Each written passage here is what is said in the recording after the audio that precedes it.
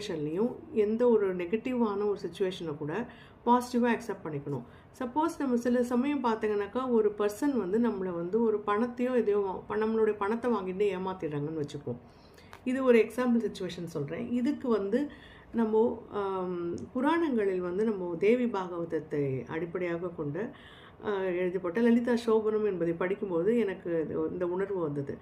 அதில் வந்து இந்த ஹத்தி, திருட்டு, பாபம், பரதாரம் இந்த மாதிரி வந்து பஞ்சமா பாதகங்கள் பற்றி பேசும்போது இதெல்லாம் பண்ணினவங்களுக்கு இன்னத்துக்கு இன்னென்ன பாவத்துக்கு இன்னென்ன பரிகாரம் அப்படின்னு சொல்லிட்டு வரும்போது பிரம்மஹத்திக்கு பரிகாரமே கிடையாது, நீ அதை அனுபவிச்சு தான் ஆகணும் அப்படின்னு சொல்கிறார்.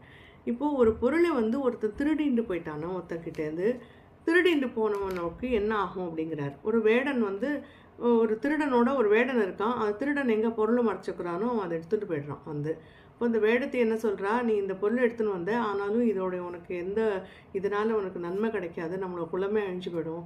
அதனால் நீ என்ன பண்ணுற, இதனால் ஏதாவது தான தர்மம் பண்ணிட்டு கொண்டு போய் இது திருப்பி வைக்க போனால் மாட்டிப்பானோ, அதனால் இவன் போய் தான தர்மம் பண்ணுறான். ஆனால் இவன் வந்து இவனுடைய லைஃப் முடிஞ்சு இவன் சொர்க்கத்துக்கு போகும்போது அவள் என்ன சொல்கிறா, நீ அந்த தான தர்மத்தோட பலன்லாம் உனக்கு கிடையாது, பொருள் யாருக்கு சொந்தமோ அவளுக்கு தான் அந்த தான தர்மத்தோட பலன். நம்ம உழைத்து சேர்த்த ஒரு பொருளே ஒருத்தர் நம்மகிட்ட திருடின்னு போகிறான்னு வச்சுக்கோங்களேன். நம்ம வந்து கோர்ட்டு கேஸுன்னு சப்போஸ் ஒரு 40,000 ரூபா ஒருத்தர் எடுத்து போயிட்டானா, நீங்கள் கோர்ட்டு கேஸுன்னு போனீங்கன்னாக்கா 40,000 ரூபாய்க்கு மேலேயும் நம்ம கோர்ட்டு கேஸில் செலவழிச்சிடும். ஸோ அந்த மாதிரி ஒரு சுச்சுவேஷன் வரும்போது உதாரணமாக பார்த்தீங்கன்னா, நம்ம இப்போ இந்த நிறைய இடத்துல நடக்கிறது சின்ன அமௌண்ட்டு திருடுறதுங்கிறது நிறைய நடக்குது. இந்த சின்ன அமௌண்ட்டுக்காக நம்ம வந்து கோர்ட்டு கேஸுன்னு அலைய மாட்டோம் அப்படிங்கிறதுக்காக.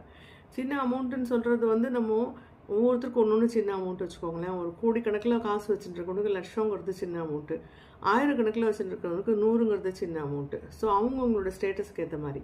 ஆனால் இந்த மாதிரி ஒருத்தருடைய காசை உழைக்காமல் ஒருத்தன் திருடிட்டு போயிட்டான்னா அது என்ன ஆகும்னு கேட்டிங்கன்னா, அவன் அதை வச்சு அதுக்கப்புறம் அவன் பண்ணுற புண்ணிய காரியங்கள் எல்லாம் இருக்கு இல்லையா, கோவிலுக்கு கொடுக்குறானோ தான தர்மத்துக்கு கொடுக்குறானோ அதெல்லாம் யாருக்கு அட்டேருந்து அவன் திருடினானோ அவளுக்கு போயிடும்.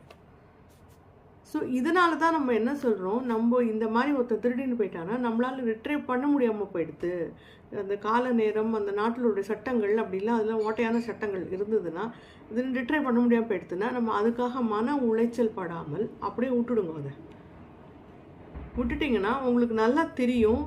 ஓரளவுக்கு போராடாமல் இருக்கக்கூடாது. நான் போராடாமல் இருக்க சொல்லலை, போராடி பார்த்து அது கிடைக்கல, அந்த பணம் நமக்கு கிடைக்கலன்னா ரொம்ப அளவுக்கு அதிகமாக உளைச்சல் பட்டு நம்மளுடைய எனர்ஜி, நம்ம ஹெல்த்தையே அதுக்காக ஸ்பாயில் பண்ணிக்கக்கூடாது. ஏன்னா ஹெல்த்து தான் இருக்கிறதுலே நமக்கு ரொம்ப முக்கியம்.